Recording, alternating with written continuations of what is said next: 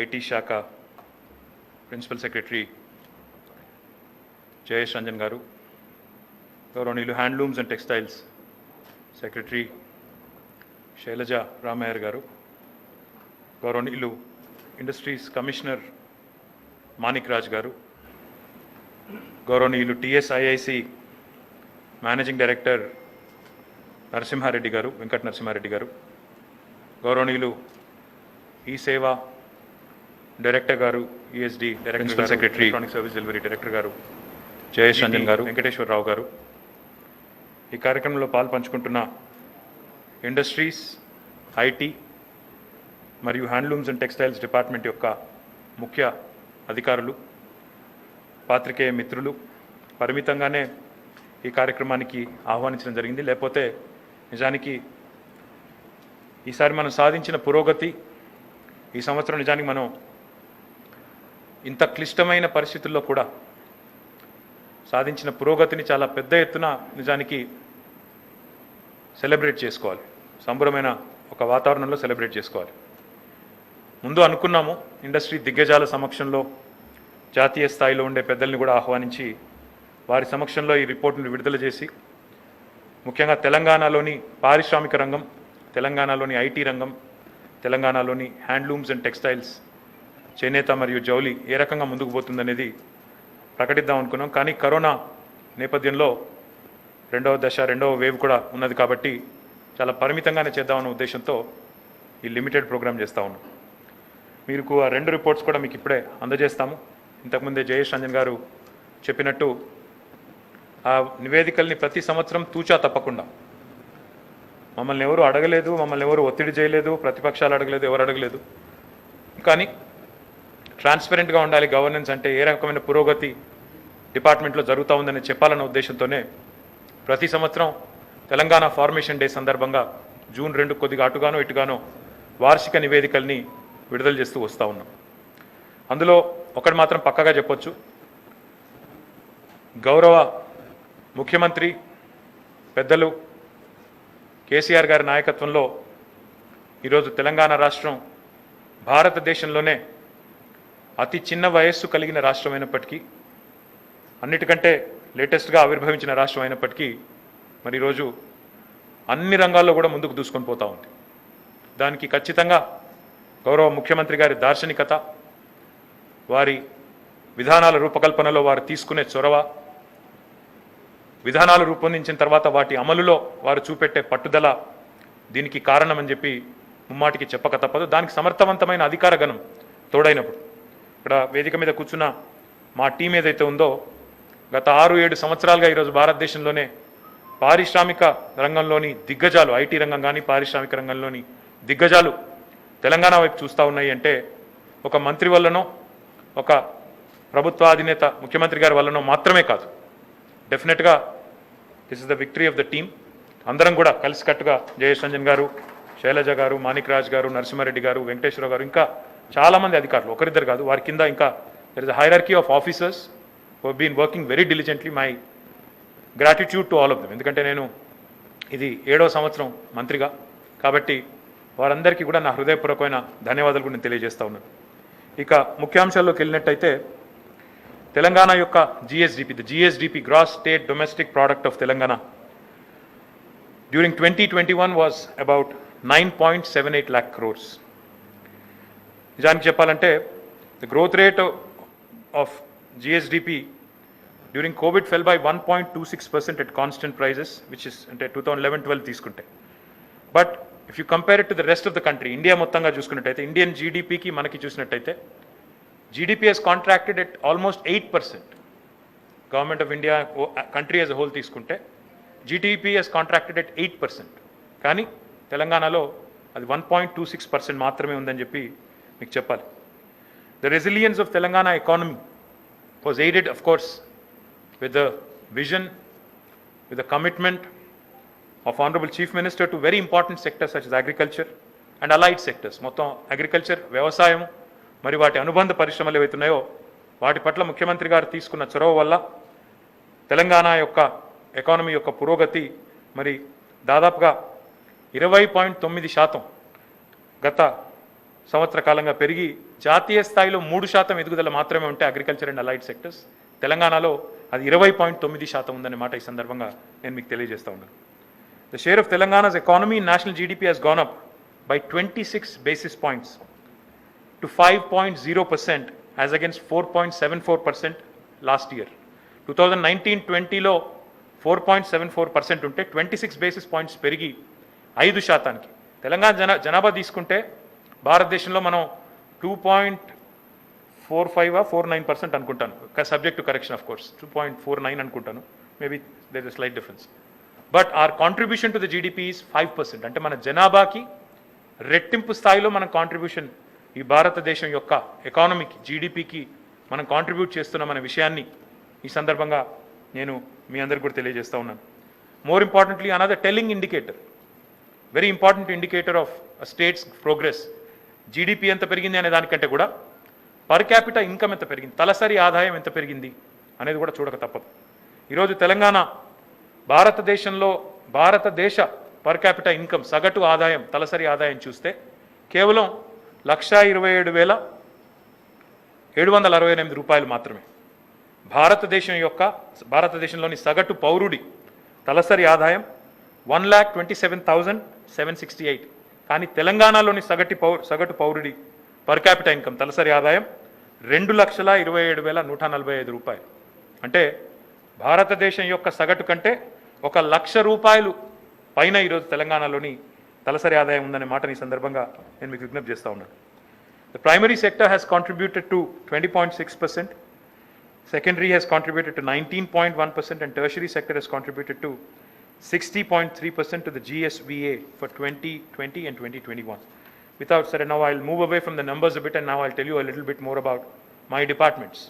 ఏ రకంగా IT department కానీ industry department కానీ రాష్ట్రం యొక్క పురోగతికి కూడా దోహదపడిందనే విషయాన్ని కూడా నేను చెప్పక తప్పదు. అందులో ముఖ్యంగా ఐటీ సెక్టర్ యొక్క అభివృద్ధి ఎంత పెద్ద ఎత్తున జరిగింది అనేది కూడా నేను మీకు వివరించి చెప్పాల్సిన బాధ్యత నా మీద ఉంది.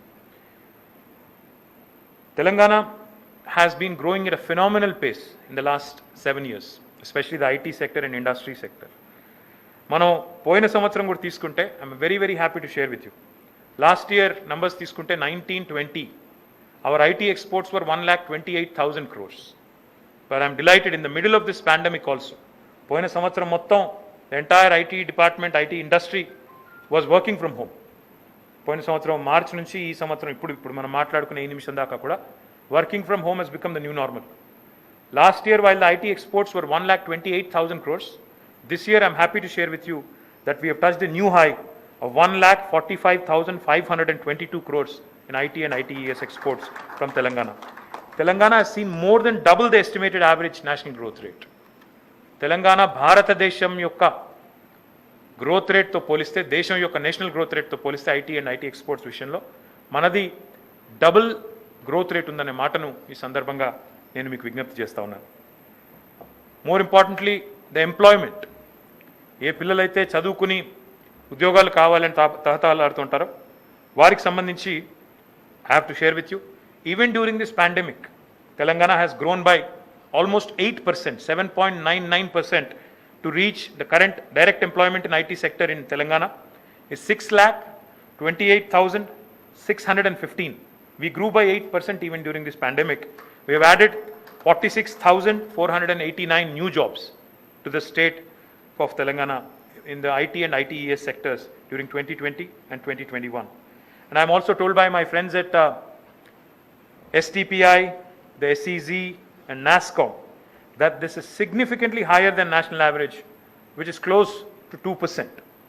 అక్కడ 2% ఉంటే మన దగ్గర 8% ఉంది. జాతీయ సగటు ఎంప్లాయ్మెంట్ విషయంలో 2% మాత్రమే ఉంది. కానీ తెలంగాణలో అది 8% ఉందనే మాటను కూడా, ఇది నేను చెప్తున్న మాట కాదు, నా కవిత్వం కాదు, STPI, NASSCOM వాళ్ళు చెప్తున్న మాట. తెలంగాణ ఏ రకంగా వేగంగా ముందుకు పోతుందో దీన్ని బట్టే చెప్పవచ్చు అని చెప్పి కూడా నేను మీకు విజ్ఞప్తి చేస్తా ఉన్నాను. Just to put things in perspective, back in 2013-14 our IT export numbers from the state of Telangana was only 57,000 crores. And in the last 7 years, if you look at it, now we are at 1,45,626 crores. So you can estimate the kind of growth rate we've had. But just to give you a number, just to put a number on that, the compounded annual growth rate, CAGR as it is called, of the state of Telangana has been 14.25% over the last 7 years. Now, this is how the state has progressed under the dynamic leadership of our Honorable Chief Minister Sri KCR garu. వారి నాయకత్వంలో అటు agriculture కానీ, irrigation కానీ, power sectors కానీ, గ్రామీణ ప్రాంతాలు కానీ ఒకవైపు దూసుకొని పోతున్నాయి. దాంతోపాటు ఇటు సమాంతరంగా ఇటు పట్టణ ప్రాంతాల్లో అభివృద్ధి, పట్టణాభివృద్ధి కానీ, పారిశ్రామిక అభివృద్ధి కానీ, ఐటీ పురోగతి కానీ సమాంతరంగా జరుగుతోంది. Telangana is a unique model because ఇటు కొంత అటు గ్రామీణ ప్రాంతాలు, రూరల్ అర్బన్ డివైడ్ అని మాట్లాడతారు, డిజిటల్ డివైడ్ అని మాట్లాడతారు ప్రపంచవ్యాప్తంగా. కానీ ఆ డివైడ్ అనేది లేకుండా, వ్యత్యాసం అనేది లేకుండా అన్ని రంగాల్లో సమతుల్యమైన అభివృద్ధి సాధిస్తున్న ఒక అరుదైన రాష్ట్రంగా తెలంగాణను మనం చెప్పుకోక తప్పదు. అది కేవలం గౌరవ ముఖ్యమంత్రి గారి నాయకత్వం వల్ల జరుగుతూ ఉందనే మాటని మళ్ళీ ఒకసారి తెలియజేస్తూ, just put again things in perspective, because the biggest challenge for governments across the world, not just Telangana, not just India, not just any other state, but across the world is employment. Employment విషయమే తీసుకుంటే పిల్లలకి ఇది కూడా తెలవాలి, ముఖ్యంగా ఉపాధి అవకాశాలు ఆశిస్తున్న యువతకు కూడా చెప్పాలి. ఐటీ రంగంలో తెలంగాణలో మన రాష్ట్రం ఏర్పడే నాడు 3,23,000 మంది ఇక్కడ ప్రత్యక్షంగా వారి కొలువులు ఉండేది. 3,23,000 మంది. కానీ ఈరోజు తెలంగాణ వచ్చిన తర్వాత 7 ఏళ్ల తర్వాత I'm happy to share with you that the number has increased to 6,28,615. అంటే రెట్టింపు అయింది. 3,27,000 నుంచి దాదాపుగా రెట్టింపు అయింది. అంటే 95-96% గ్రోత్ ఇది. This is not a mean feat. And all of this has happened even in the midst of several challenges, new state, ఆ తర్వాత స్టెబిలైజేషన్, ఆ తర్వాత pandemic. In spite of all of this, the sector has been growing and has been creating great deal of employment. And remember, each direct job in IT sector leads to at least 2.5 indirect jobs. ఒక ప్రత్యక్ష ఉపాధి కల్పించగలిగితే, ఒక ప్రత్యక్షంగా ఒక కొలువు కల్పిస్తే దానికి దాదాపు 2.5 రెట్లు ఇండైరెక్ట్ ఎంప్లాయ్మెంట్ కూడా క్రియేట్ అవుతుంది. దాని మీద ఆధారపడే హాస్పిటాలిటీ కావచ్చు, టూరిజం ఇండస్ట్రీ కావచ్చు, లేదా ఇతరత్ర సేవా రంగాలు కావచ్చు, వీటన్నిటిని కూడా మనం పరిగణలోకి తీసుకుంటే almost Telangana has been able to create IT and ITES sectors and direct and indirect employment తీసుకుంటే 20 లక్షల పైచిలకు మంది ఈ రంగం మీద ఆధారపడి ఉన్నారనే మాటని నేను మళ్ళీ ఒకసారి గట్టిగా చెప్పదలుచుకున్నాను. Under the guidance and under the able leadership of our Honorable Chief Minister, we brought in a revolutionary industrial policy called as the TS iPass. Now, TS iPass is a story that I need not repeat. Government of India has recognized it on several forums. Industry has recognized it and has lauded it as a model for the entire country. It has facilitated, TS iPass has facilitated ever since its inception, has facilitated more than 2,14,000 crore, 951 crores of investment, creating a direct employment of 15.6 lakh jobs. Indulo almost 75% of these investments have been already commercialized, operationalized. That is the more important thing. And I'm also happy to share with you. Mukhyamantri garu eppudu maaku chepta untaru, your existing investor is your biggest brand ambassador. ఎవరైతే మీ రాష్ట్రంలో already పెట్టుబడి పెట్టున్నారో వారిని మీరు సరిగా చూసుకుంటే, వారికి సరైన సేవలు మీరు అందిస్తే వారే మీకు అతిపెద్ద అంబాసిడర్గా మారుతారని చెప్పి కేసీఆర్ గారు మాకు ఎప్పుడు చెప్తా ఉంటారు మా డిపార్ట్మెంట్కి.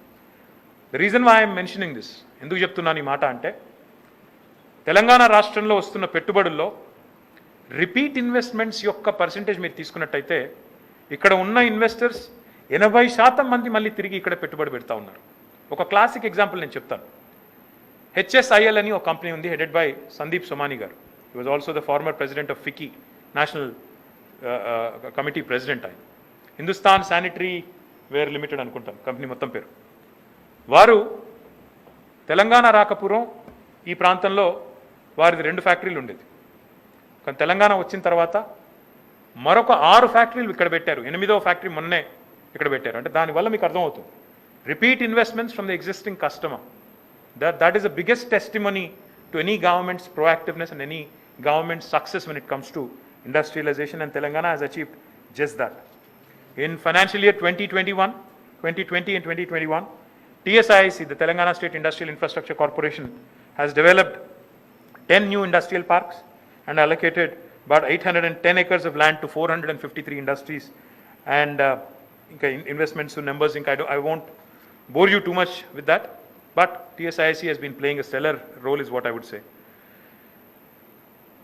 హైదరాబాద్ని మీరు వివిధ ర్యాంకింగ్స్ కూడా చూసినట్టయితే తెలంగాణ యొక్క ఈకో సిస్టమ్ కానీ ఇక్కడ పారిశ్రామిక పురోగతి కానీ చూసినట్టయితే మనం చెప్పుకోవడమే కాదు, మన జబ్బలు మనమే జరుచుకోవడం కాదు, వివిధ ర్యాంకింగ్స్లో కూడా మనం ఈరోజు అగ్రభాగాన ఉన్నాం. Hyderabad has been ranked number 1 in the third and latest edition of FDI's Aerospace Cities of the Future 2020-2021 rankings under the category of top 10 aerospace cities in cost effectiveness by FDI Intelligence.com. It's a division of the Financial Times Group. వారు number 1 సిటీగా హైదరాబాద్కి aerospace రంగంలో వారు మనకి కితాబ్ ఇచ్చారు. Telangana has been ranked third in the nationwide ease of doing business rankings for the year 2019. We lost it by a whisker, the top spot, but we'll strive to make sure that we get back right on top. Telangana ranks 4th in the Niti Aayog's Innovation Index report released by them in the major states category. Hyderabad warehousing demand, logistics demand grew at 41% CAGR, compounded annual growth rate, in the last 3 years, according to a report released by Knight Frank. Hyderabad wins the 3 Smart Cities India Awards initiative by India Trade Promotion Organization, the 28th Convergence India 2021 meet. And in the recent investments, if you look at it, నిజంగా తెలంగాణ వచ్చిన తర్వాత మన numbers చెప్తున్నారు, ఎవరు వచ్చారు అని మీరు అడగొచ్చు. అసలు వచ్చిన పేర్లు చెప్పండి నేను అడగొచ్చు. ఎవరు వచ్చారు తెలంగాణకి ఈ రీసెంట్ ఇన్వెస్ట్మెంట్సే తీసుకుంటే, నేను మిగతా వివరాలు కూడా సావధానంగా చెప్తాను. పోయిన సంవత్సరం అమెజాన్ డేటా సర్వీసెస్ వారు, Amazon data services India private limited, they are setting up 3 large data centers with an investment of 20,761 crores in Telangana. This is their largest data center anywhere in the world outside of their headquarters, outside of their home country, United States. National Payments Corporation of India, NPCI, is also setting up a smart data center in Hyderabad with an investment of 500 crores. Salesforce is one of the fastest growing software companies in the world, have recently announced that they will invest 1,119 crores and create 2,500 more jobs in the next 5 years. Salesforce also, their second largest office in the world outside of San Francisco is also in Hyderabad, and they are one of the fastest growing software companies in the world. Goldman Sachs, one of the largest investment banks in the world, has selected Hyderabad as its location for the global shared services footprint in India, starting with an employment of 500 people. A United States-based Fortune 500 life insurance company called as a Massachusetts Mutual Life Insurance, Mass Mutual antar danni, has announced opening up of a global capacity center with an investment of 1,000 crores. Fiat Chrysler, an automobiles company which is a very popular company, has set up their first IT digitization and global capability center outside of US for the first time with an investment of 1,100 crores, creating more than 1,000 plus jobs in the very first year. ఇవన్నీ కూడా పోయిన సంవత్సరం నేను చెప్పే లెక్కలు, గత సంవత్సరం వచ్చినవే ఇవన్నీ కూడా. Oppo, a popular phone company, has set up its first 5G innovation lab at its R&D center in Nanakram Guda in Hyderabad. ఇంకా చాలా ఇతర సెక్టర్స్లో కూడా కేవలం ఐటీ అండ్ ఈ రంగమే కాకుండా Hyderabad based pharmaceutical and life sciences companies also have been doing extremely well. In fact, I must compliment the Hyderabad's life sciences ecosystem for being the backbone, and this is not an exaggeration of any kind, for being the backbone today to not just our country, but to a large part of the world as well. Vaccine manufacturing తీసుకున్నా, pharmaceutical manufacturing తీసుకున్నా, Hyderabad today in fact has come to the rescue of the world during this pandemic. My compliments to the entire life sciences ecosystem of the state of Telangana, particularly those that have grown in the last 1 year. We have several companies which have grown in Telangana. In fact, I just referenced HSIL, but let me also quickly point out a company called Laxai Life Sciences is planning to invest 400 crores in R&D and is expanding in Telangana in the next 3-4 years. Likewise, Hyderabad in Genome Valley has attracted some major investments. Granules India is investing about 400 crores. Laurus Labs is investing 300 crores, all of this last years. And they are going to generate significant employment opportunities. Ester Film Tech, one of India's leading producers of polyester films, engineering plastics, has announced a 1,350 crores of investment in Chandanvalli, and they will also be creating a great deal of employment for the locals in Hyderabad. Meda Servo Drives, a Telangana-based company, Hyderabad-based company, has laid the foundation. We have laid the foundation last year for a private sector rail coach factory, the largest private sector rail coach factory in the country, in India, and with an investment of again 1,000 crores. The factory is set to be inaugurated soon in the next few months, and it is expected to create 1,000 direct jobs and 1,200 indirect jobs. After the formation of state of Telangana, innovation and entrepreneurship have grown by leaps and bounds. మీరు T hub గురించి అయితే నేను చెప్పాల్సిన పని లేదు. Today T hub is actually a torch bearer for the entire country when it comes to how government can drive innovation. While Bangalore and others have had a first mover advantage, I think T-Hub has really, in fact, shown the way to a lot of governments on leading the innovation ecosystem. Not just T-Hub, but also TSIC, the Telangana State Innovation Cell, has been able to reach out to the nooks and corners of the state of Telangana, to schools, youngsters, rural, urban, అందరినీ కూడా కలిపి innovation అంటే కేవలం ఒక పెద్ద పట్టణాల్లో ఉండే వారి గుత్తసొత్తు కాదు, అందరికీ కూడా ఇందులో భాగస్వామ్యం ఇచ్చే అవకాశం ఉంటుందనే ఉద్దేశంతో టీఎస్ఐసిని మనం బాగా ముందుకు తీసుకెళ్తా ఉన్నాం. దాంతోపాటు హైదరాబాద్లో ఉండే ఇండస్ట్రీ మరియు academic excellence centres of excellence ఏవైతే ఉన్నాయో వాటి మధ్యన కొలాబరేషన్ కోసం మనం తీసుకొచ్చిన research and innovation circle of Hyderabad rich is also doing very well. And I'm also delighted to share with you the Women Entrepreneur Hub that we've launched, the first of its kind in India, V-Hub, has also shaped up really well and has been making great strides in supporting women entrepreneurs, grassroots innovators, and helping lot of them, in fact, overcome that valley of death and move forward, forge ahead, and become a strong entrepreneur.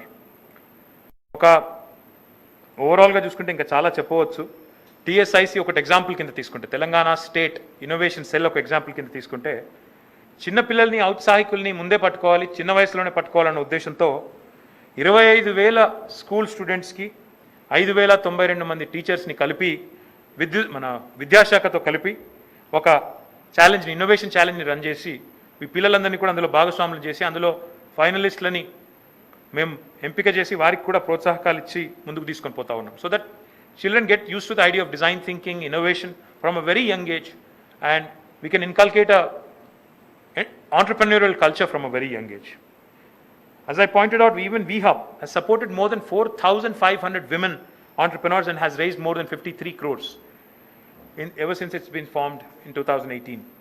In emerging technologies, ఏవైతే cutting edge technologies అంటామో, ఏవైతే ప్రపంచవ్యాప్తంగా hot ఏరియాస్గా చెప్పుకునే, hot టెక్నాలజీస్గా చెప్పుకునే areas ఉన్నాయో అందులో artificial intelligence కానీ, machine learning కానీ, drone technology కానీ, బ్లాక్ చైన్ కానీ, ఇవన్నింటికి సంబంధించి Telangana has been leading from the front, from ever since Jayesh Ranjan garu, Ramadevi గారు and the entire team has started focusing on this. In fact, we became the first state to launch an actionable policy framework for artificial intelligence. We had declared the year 2020 as the year of AI.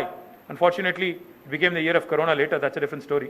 But nevertheless, in fact, our AI mission, which is called the T-AIM, has been formed in partnership with NASSCOM to execute the strategy that we had envisioned. Cloud adoption, cloud technology adoption has been mandated within the government, and an easy-to-adopt framework also has been released to support the same. Agri-tech, because our predominant portion of our state is reliant on agriculture, we wanted to ensure that technology also comes to the aid of our farmers.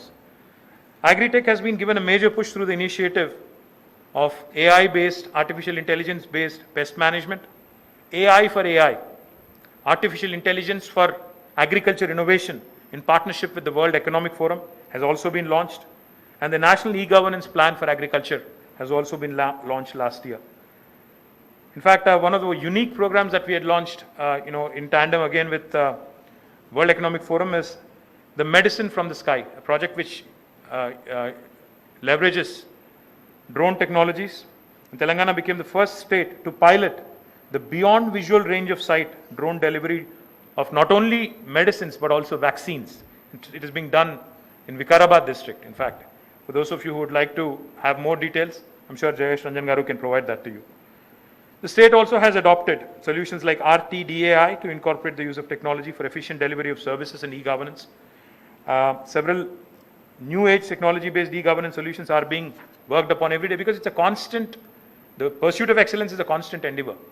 So our ESD team has been working exceptionally well in spite of all the volume of transactions that have been growing at a breathtaking pace. They have been doing exceedingly well, and ensuring that service delivery happens from government to citizens, electronically.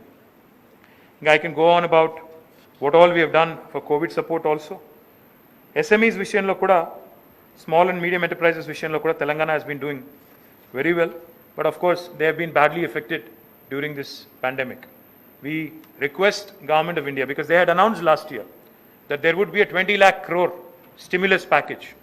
We request Government of India to come forward and to work with the states, because SMEs are the most important piece when it comes to rapid industrialization and rapid growth and providing employment as well. Small and medium ఎక్కువ శాతం employment provide చేసేది కూడా ఈ చిన్న మధ్య తరహా పరిశ్రమలే కాబట్టి గౌరవ ప్రధానమంత్రి గారు ఏదైతే 20 లక్షల కోట్ల ఎకనామిక్ స్టిమ్యులస్ ప్యాకేజ్ అనౌన్స్ చేశారో కేంద్ర ప్రభుత్వాన్ని తెలంగాణ ప్రభుత్వం కూడా డిమాండ్ చేస్తోంది. మీరు ఏ రకంగా ఇందులో మరి ప్రకటించి కూడా దాదాపు సంవత్సరం పైన అయిపోయింది. మరి ఎక్కడ ఖర్చు పెట్టారో అంటే నాకైతే తెలియదు. I really don't know where that has been spent. I would appeal and I would request and I would demand Government of India to come forward now to the rescue of, because this pandemic has now lasted more than 1 year, more than 14 months in fact, 15 months, and I don't see it going away anytime soon, and the industry, especially the small and medium sector, needs your support. Please come forward. We have from our side provided support to the SMEs through rental and talent acquisition subsidies.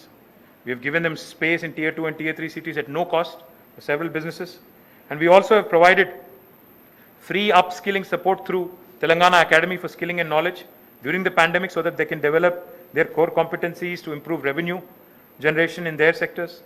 And more than 20 government projects were earmarked exclusively for SMEs to give more business during this dire period when most businesses have started facing the crisis and losses. The government has also facilitated the process of finding new customers by connecting SMEs with international trade organizations and embassies, so that they can forge joint ventures and other arrangements to grow further.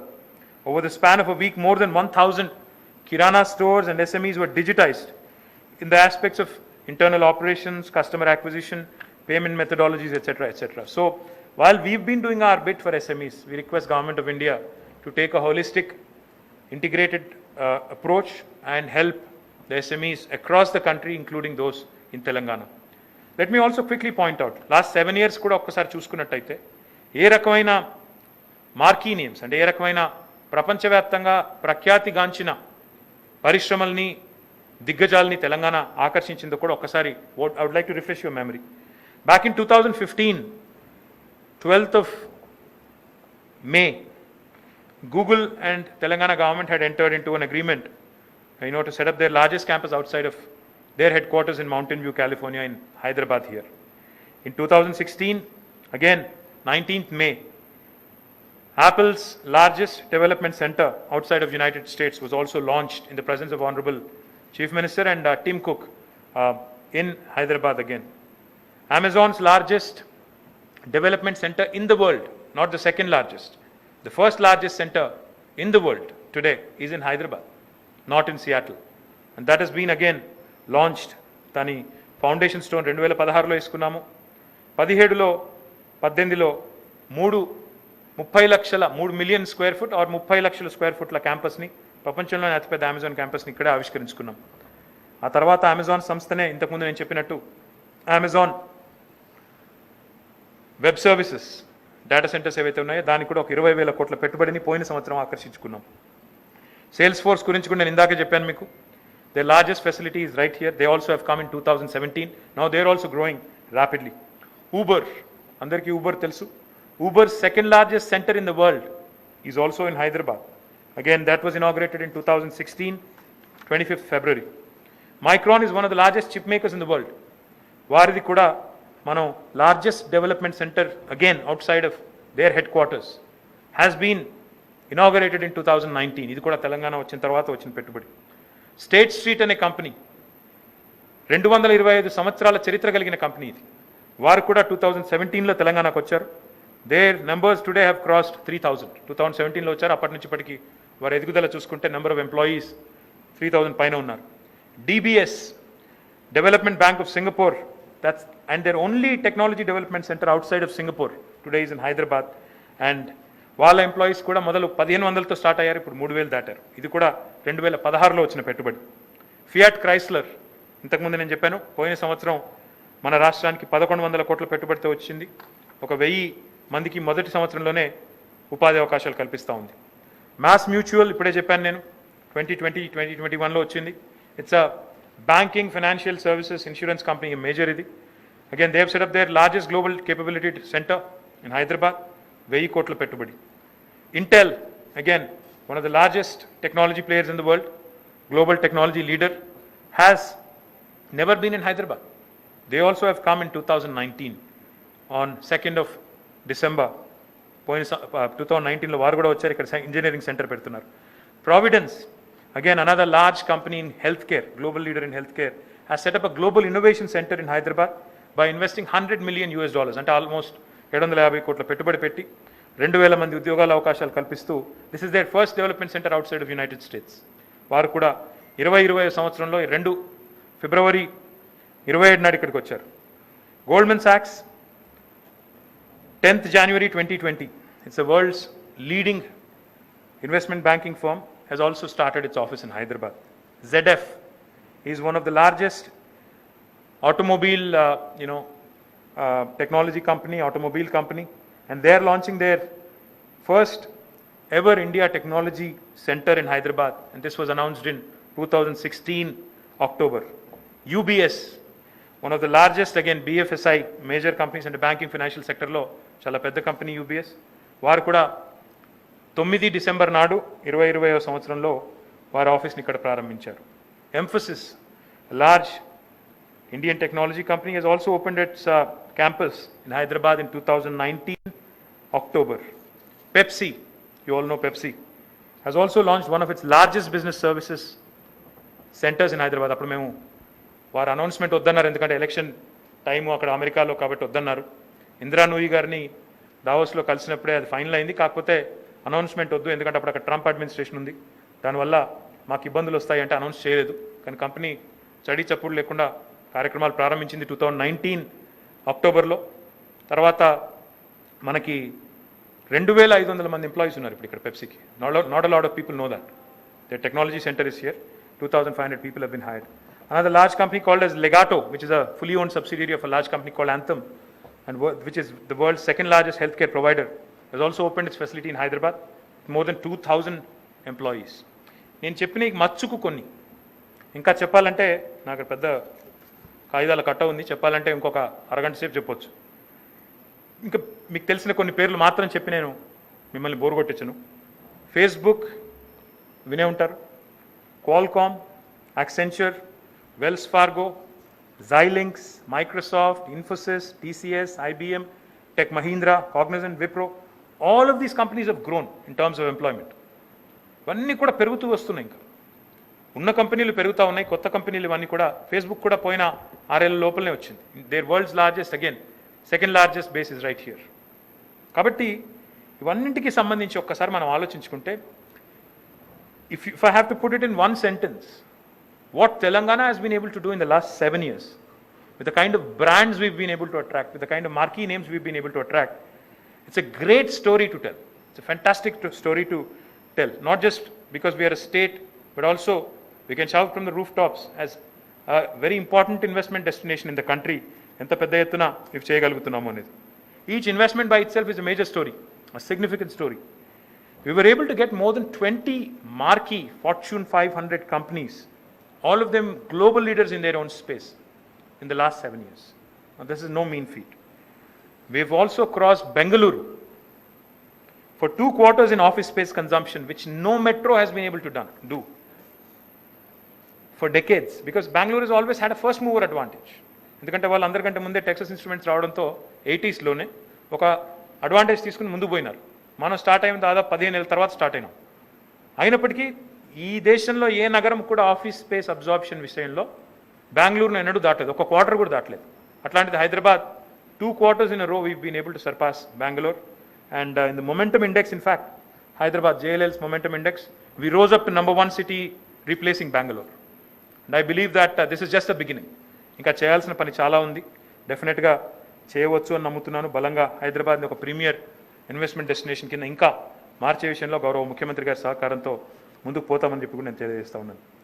ఇంకా చాలా చెప్పవచ్చు. I will not go back into history and tell you what all I've said in 2014, because when the state was formed, we made certain commitments, we made certain promises to ourselves, and I believe we've kept them by and large. One telling statistic is all the investments, all the numbers. In fact, the numbers and investments speak for themselves. కేవలం హైదరాబాద్కే పరిమితం కాకుండా పారిశ్రామిక అభివృద్ధి కానీ IT రంగ అభివృద్ధి కానీ తెలంగాణ ప్రభుత్వం వచ్చిన తర్వాత ముఖ్యమంత్రి గారి నాయకత్వంలో వరంగల్, కరీంనగర్లో వరంగల్ విషయమే తీసుకుంటే అక్కడ ఈరోజు ఒక టెక్ మహీంద్రా ఆపరేట్ చేస్తోంది, సైంట్ ఆపరేట్ చేస్తూ ఉంది, మైండ్ ట్రీ ఆపరేట్ చేస్తోంది. అదే రకంగా ఇంకా ఇతర కంపెనీస్ కూడా చాలా చిన్న చిన్న కంపెనీస్ కూడా చాలా పనిచేస్తున్నాయి. ఆల్మోస్ట్ 1400 సీట్స్ కెపాసిటీ ఉన్న IT incubation centre and tower in Warangal which has been expanded is completely operational now. కరీంనగర్లో ఐటీ టవర్ కట్టాము, ఒక 80,000 స్క్వేర్ ఫీట్లలో 18 ఐటీ కంపెనీలు అక్కడ పనిచేస్తున్నాయి. 556 మంది అక్కడ ప్రస్తుతం ఉద్యోగంలో ఉన్నారు. ఖమ్మం ఐటీ టవర్ కూడా ఇనాగరేట్ చేశాము, which is in 41,000 plus square feet with 430 seats. Now the demand was so much that we had to add another 50,000 square feet, and we have recently laid the foundation for that, creating another additional 570 seats. That will take the number to 1,000.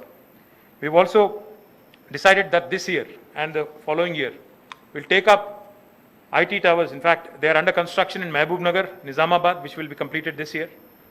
TSIC చేస్తూ ఉంది ఆ పని. ఇవి మాత్రమే కాకుండా రామగుండం, సిద్దిపేట, నల్లగొండ ఈ 3 జిల్లాల్లో కూడా ఐటీ టవర్స్ నిర్మాణం చేయబోతా ఉన్నాం. అంటే తెలంగాణ వచ్చిన తర్వాత వరంగల్, కరీంనగర్, ఖమ్మం ఇప్పటికే ప్రారంభమైనాయి. నిజామాబాద్, మహబూబ్ నగర్లో ఐటీ టవర్స్ నిర్మాణంలో ఉన్నాయి. ఇవి కాకుండా నల్లగొండ, రామగుండం అండ్ సిద్దిపేట ఇక్కడ కూడా ఐటీ టవర్స్ నిర్మాణం చేస్తాము. ఇది రాబోయే సంవత్సరం 2 సంవత్సరాల కాలంలో పూర్తి చేస్తామని చెప్పి కూడా నేను మీకు విజ్ఞప్తి చేస్తూ ఉన్నాను. ఇక ఎలక్ట్రానిక్స్ పరిశ్రమ విషయానికి వస్తే 4,000 కోట్ల పెట్టుబడుల్ని పోయిన ఒక సంవత్సరంలోనే ఎలక్ట్రానిక్స్ రంగంలో ఆహ్వానించుకున్నాం. అది ఎలక్ట్రిక్ వెహికల్స్ కావచ్చు, ఎనర్జీ స్టోరేజ్ సిస్టమ్స్ కావచ్చు, ఇంకా ఇతరత్ర రంగాలు కావచ్చు. దాదాపు 15,000 మందికి ఉద్యోగ అవకాశాలు కల్పించుకోగలిగాము. ఎలక్ట్రిక్ వెహికల్స్ విషయంలో మనం, ఎందుకంటే ఇప్పుడు ప్రపంచం అంతా కూడా ఎలక్ట్రిక్ వెహికల్స్ వైపు చూస్తూ ఉంది.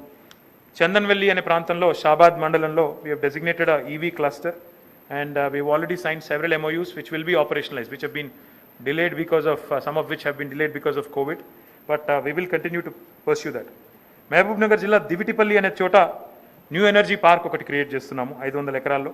అక్కడ lithium ion cell and battery manufacturing units వస్తాయి, solar cell and modular assembly వస్తాయి. తొందరలోనే దానికి శంకుస్థాపన చేయబోతా ఉన్నాం. గౌరవ మంత్రివర్యులు శ్రీనివాస్ గౌడ్ గారు, నేను కలిసి చేయబోతా ఉన్నాం. ఫార్మా మరియు లైఫ్ సైన్సెస్ రంగమే తీసుకున్నట్టయితే తెలంగాణ ఫార్మాసిటీకి సంబంధించి భూసేకరణ దాదాపుగా పూర్తి కావచ్చింది. హైదరాబాద్ ఫార్మాసిటీకి సంబంధించి తొందరలోనే గౌరవ ముఖ్యమంత్రి గారి చేతుల మీదుగా మరి దాన్ని కూడా ప్రారంభించుకోబోతా ఉన్నాం. అదే రకంగా ఇంకా చాలా ఇండిజినస్లీ డెవలప్డ్ అంటే ఇండియన్ మేడ్ వ్యాక్సిన్స్ కూడా ఇప్పుడు భారత్ బయోటెక్ వచ్చింది, ఇప్పుడు బయాలజికల్ ఇవాన్స్ కూడా రాబోతా ఉంది. భారతదేశంలో తయారైన 2 వ్యాక్సిన్లు, రెండింటికి కేంద్రం, కరోనా వ్యాక్సిన్కి రెండింటికి కేంద్రం తెలంగాణ కావడం, హైదరాబాద్ కావడం ముదావహం.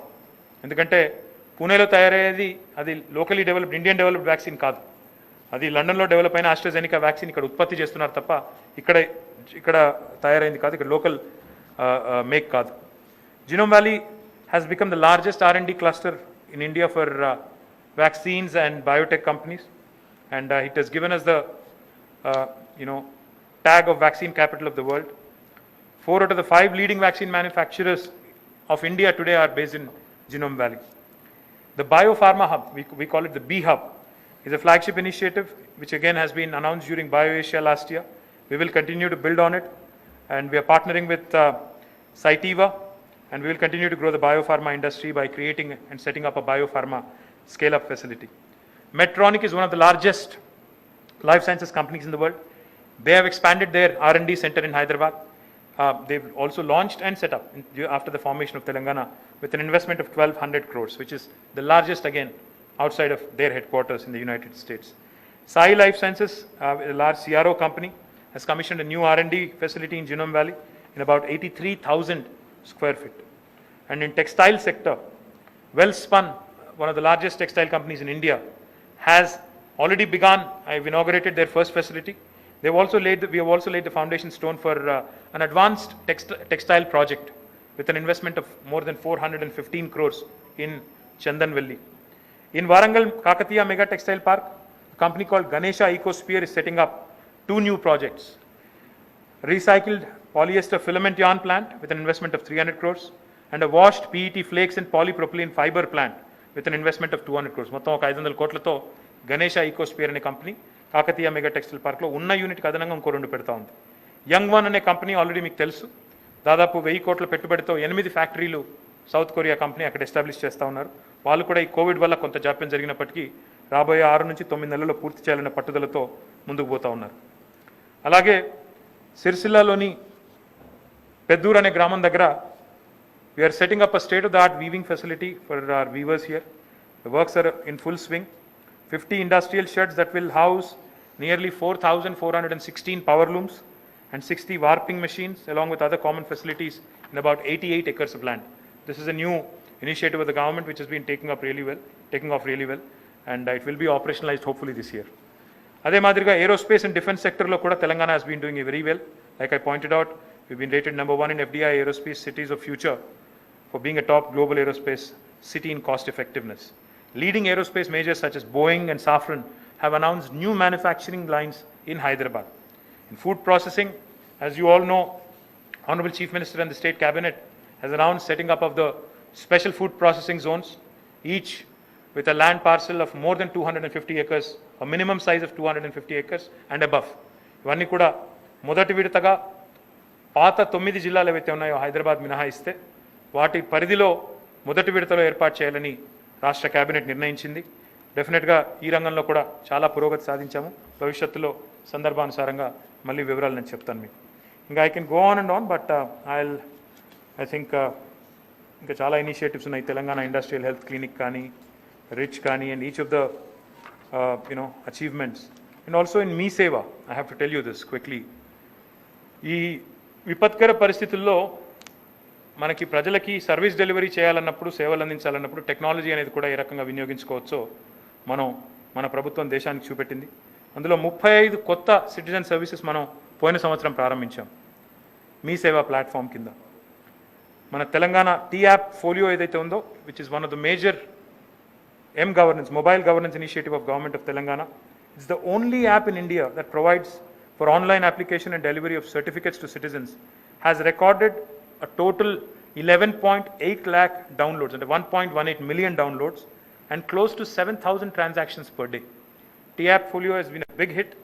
Our M-Governance initiative, which we launched, I think 2018, 18 lo launch chesamu. Adi has been growing really well. And T-App Folio, let me just quickly add, now hosts more than 270 plus services with 32 government departments participating. It's not an easy feat to achieve. 32 వివిధ ప్రభుత్వ శాఖలు ఇందులో ప్రస్తుతం సేవలు అందిస్తున్నాయి. 270 రకాల services ఈరోజు tea app folio ద్వారా ప్రజలు పొందేదానికి అవకాశం ఉంది. కాబట్టి 11.8 లక్షల మంది ఇప్పటికే డౌన్లోడ్ చేసుకున్నారు. ప్రతిరోజు 7,000 ట్రాన్సాక్షన్స్ అవుతా ఉన్నాయి. T wallet is official digital wallet of Telangana. We launched it on the 1st of June 2017, and as of today 12.3 లక్షల మంది టీ వాలెట్లో రిజిస్టర్ చేసుకున్నారు. And it was the first wallet, mobile digital wallet for any state government in the country. Close to 2.42 crore transactions worth, ఇది ఎందుకు చెప్పట్లేదు మరి మా వాళ్ళు నాకు తెలియదు కానీ, 2.42 crore transactions worth about 12,128 crores. అంటే దాదాపుగా $1.5 billion, 12,128 crores have been handled with an average of 23,000 transactions per day in T-Wallet. So ఈ రకంగా టీ వాలెట్ కానీ, టీ యాప్ ఫోలియో కానీ, మీ సేవా సెంటర్లు కానీ, ఇవన్నీ కూడా అద్భుతంగా పనిచేస్తూ ప్రజలకి మెరుగైన సేవలు అందించే ప్రయత్నం చేస్తూ ఉన్నాం. మరి ఒక సాంప్రదాయంగా పెట్టుకున్న ఈ వార్షిక నివేదికని అనౌన్స్ చేసే క్రమంలో భాగంగా వచ్చే సంవత్సరం కూడా ఏం చేయబోతా ఉన్నాం క్లుప్తంగా నేను ఒక 2 మాటలు చెప్తాను. ఈ సంవత్సరం రాబోయే ఆర్థిక సంవత్సరంలో, like I pointed out, we will be expanding to Tier 2 cities. ఐటీని ద్వితీయ శ్రేణి పట్టణాలకు తీసుకెళ్లాలనే ఉద్దేశాన్ని మరింత బలంగా సుదృఢంగా ముందుకు తీసుకొని పోతాం. నల్గొండ, మన రామగుండం, సిద్దిపేటలో శంకుస్థాపన జరుగుతుంది. తర్వాత నిజామాబాద్, మహబూబ్ నగర్ ప్రారంభిస్తాము. వాటితో పాటు ఇదే సంవత్సరం టీ హబ్ యొక్క ఫేజ్ 2 ఏదైతే తయారు చేసి ఆల్మోస్ట్ ఇనాగరేషన్కి రెడీగా ఉందో బిల్డింగ్, దాన్ని కూడా లాంచ్ చేస్తాము. భారతదేశంలోనే అతిపెద్ద ప్రోటోటైపింగ్ ఫెసిలిటీగా డెవలప్ చేసిన టీ వర్క్స్ కూడా ఈ సంవత్సరమే లాంచ్ చేస్తాము.